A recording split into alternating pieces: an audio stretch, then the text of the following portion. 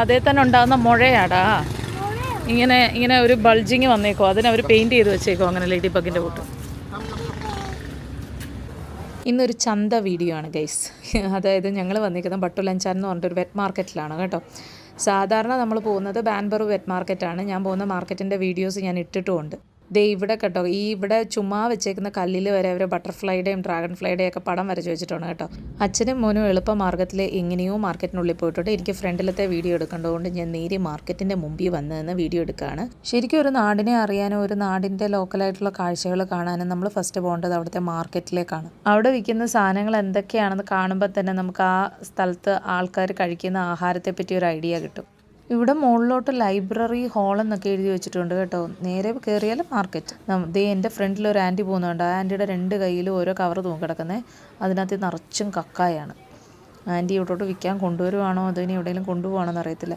തറ മൊത്തം നനഞ്ഞ് കിടക്കുവാണ്. നല്ല ഗ്രിപ്പുള്ള ചെരുപ്പിട്ടുകൊണ്ട് വന്നില്ലെങ്കിൽ തെന്നി അടിച്ച് താഴെ കിടക്കും. ഇങ്ങനെ നനഞ്ഞ് കിടക്കുന്നതുകൊണ്ടാണ് കേട്ടോ ഇതിനെ വെറ്റ് മാർക്കറ്റ് എന്ന് പറയുന്നത്. ഇത് മഡ് ക്രാബാണ്. ഇവിടെ കുറേ സീ ഫുഡ് ഐറ്റംസ് ഉണ്ട് കേട്ടോ, മറ്റേ മാർക്കറ്റിൽ കിട്ടാത്തത്. ഇവിടെ കക്കയുടെയും ഷെല്ലിൻ്റെയും വലിയൊരു കൗണ്ടറുണ്ട് കേട്ടോ. ഇത് നോക്കിക്കേ, ഇവിടെ മറ്റേ ശംഖാണ് ഇരിക്കുന്നത്. ശംഖിനകത്തിലെ മീറ്റ് എടുത്ത് കഴിക്കും. ഇതൊന്നും ഞാൻ ആദ്യമായിട്ടാണ് കാണുന്നത് കേട്ടോ. ശംഖൊക്കെ വിൽക്കാൻ വെച്ചിരിക്കുന്നത്. ഒക്ടോപ്പസിനെയൊക്കെ കണ്ടിട്ടുണ്ട്. ഒക്ടോപ്പസിനെയൊക്കെ നമ്മുടെ മാർക്കറ്റിൽ വാങ്ങിക്കാൻ കിട്ടും. പക്ഷേ ശംഖും അങ്ങനത്തെ സാധനമൊക്കെ ആദ്യമായിട്ട് കാണുക. 1/2 കിലോ ക്രാബിന് 30 റിങ്കറ്റ്.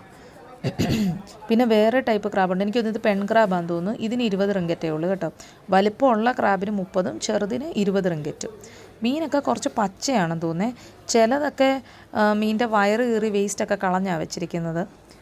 മീൻ മാർക്കറ്റിൽ നിന്ന് നേരെ നടന്നു കയറുന്ന പച്ചക്കറി മാർക്കറ്റിലോട്ട് തന്നെയാണ്. മീൻ മാർക്കറ്റിൽ നിന്ന് ചവിട്ടി കയറുന്ന വെള്ളമൊക്കെ അങ്ങോട്ടും ആകുന്നുണ്ട് കേട്ടോ. മറ്റേടത്ത് അങ്ങനെയല്ല, രണ്ടും 2 സെക്ഷനായിട്ടാണ്. ഫ്രൂട്ട്സ് വേറെ സെക്ഷനായിട്ട്, അതുകൊണ്ട് അത്രയും വെള്ളം ആവത്തില്ല. പിന്നെ ഈ പച്ചക്കറി സൂക്ഷിക്കാൻ വേണ്ടിയിട്ട് വെക്കുന്ന ഐസിൻ്റെ അത് ഉരുക്കിയിട്ടുള്ള വെള്ളം മാത്രമേ ഉള്ളൂ. ചക്ക കണ്ടോ, ചക്ക 2 എണ്ണം ഇരിക്കുന്നു, പൊട്ടിക്കേറിയിരിക്കുന്നു ചക്ക. പിന്നെ മുട്ടയുടെ സെക്ഷനുണ്ട്, ഫ്രൂട്ട്സിൻ്റെ സെക്ഷനുണ്ട്. ഇവിടെ കൂടുതലും ആൾക്കാരും വരുന്ന ചൈനീസ് ആൾക്കാരാണെന്ന് തോന്നുന്നു കേട്ടോ.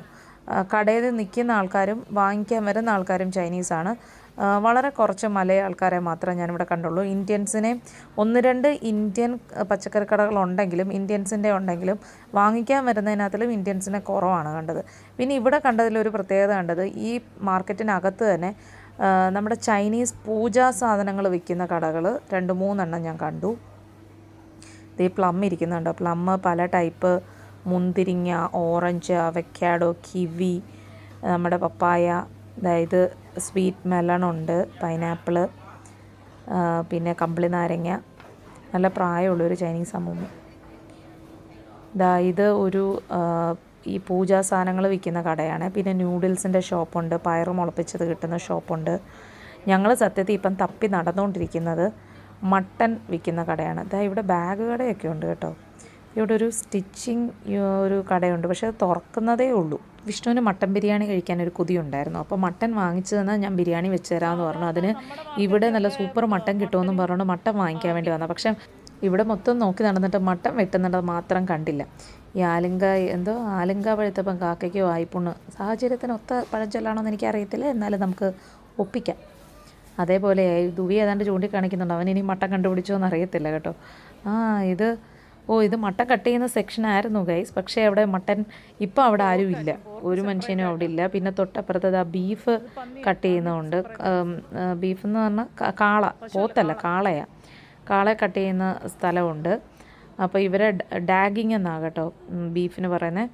അപ്പം അതുണ്ട്, പക്ഷേ മട്ടൻ കിട്ടിയില്ല. അപ്പം നമ്മളിന്ന് മട്ടനൊന്നും വാങ്ങിക്കാതെ തിരിച്ച് വീട്ടിൽ പോകേണ്ടി വരും. ഈ മാർക്കറ്റിൽ നമ്മൾ കറങ്ങി നടന്നിട്ട് നമ്മൾ ആദ്യം വന്ന സെക്ഷനില്ലേ, ആ കക്ക കണ്ട് മാർക്കറ്റിലോട്ട് കയറി വന്ന ഒരു വഴി, കക്കയുടെ അവിടെ നിന്ന് അവിടേക്ക് തന്നെയാണ് തിരിച്ച് കറങ്ങിപ്പോകുന്നത്. മാർക്കറ്റ് അത്യാവശ്യം വലിയൊരു മാർക്കറ്റാണ്, പക്ഷെ പല കടകളും ഇപ്പോഴും അടച്ചിട്ടിരിക്കുകയാണ്.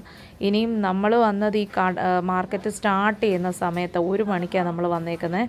അതുകൊണ്ടാണോ ഇനി മാർക്കറ്റ് പലതും തുറക്കാത്തതെന്ന് നമുക്കറിയത്തില്ല. പക്ഷേ എനിക്ക് തോന്നുന്നു ഞാൻ സ്ഥിരമായിട്ട് പോകുന്ന ആ മാർക്കറ്റില്ലേ, ബാൻബറു വെറ്റ് മാർക്കറ്റ്, ആ വീഡിയോ ഞാൻ ഇട്ടിട്ടുണ്ട്. അത് ആർക്കെങ്കിലും കാണാൻ താല്പര്യമുണ്ടെങ്കിൽ ഞാനിവിടെ ഐക്കാർട്ടിൽ ഒരു ലിങ്ക് കൊടുത്തേക്കാം, നിങ്ങൾക്കപ്പോൾ കാണാം. ആ മാർക്കറ്റാണ് ഇതിനേക്കാളും വലിയ മാർക്കറ്റെന്ന് തോന്നുന്നു കേട്ടോ. പിന്നെ നമ്മളിപ്പോൾ ഈ നിൽക്കുന്നതിൻ്റെ അവിടെ നിന്ന് വലത് വശത്തോട്ട് തിരിഞ്ഞാൽ പോർക്കിൻ്റെ സെക്ഷനാണ്. പോർക്കിൻ്റെ സെക്ഷൻ്റെ ഫ്രണ്ടിലായിട്ടാണ് ഈ പൂക്കട വരുന്നത്. പോർക്കിൻ്റെ സെക്ഷൻ ഇവിടെ പോപ്പുലേഷനിൽ കൂടുതലും ഇസ്ലാമിക് വിശ്വാസികളായതുകൊണ്ട് പോർക്ക് സാധാരണ ഉള്ള സാധനങ്ങളുടെ അടുത്തുനിന്ന് മാറ്റിയാണ് വെക്കുന്നത്. അവർക്ക് ഹറാമല്ലേ.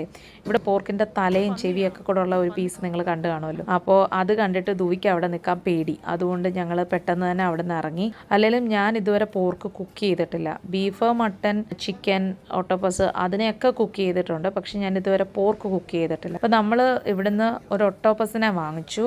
അത് മാത്രമേ വാങ്ങിച്ചുള്ളൂ, വേറെ ഒന്നും വാങ്ങിച്ചില്ല. നമ്മളപ്പോൾ ഇറങ്ങുവാണ്. മാർക്കറ്റിനെക്കാട്ടിലും വലിയൊരു പാർക്കിംഗ് ഉണ്ട്.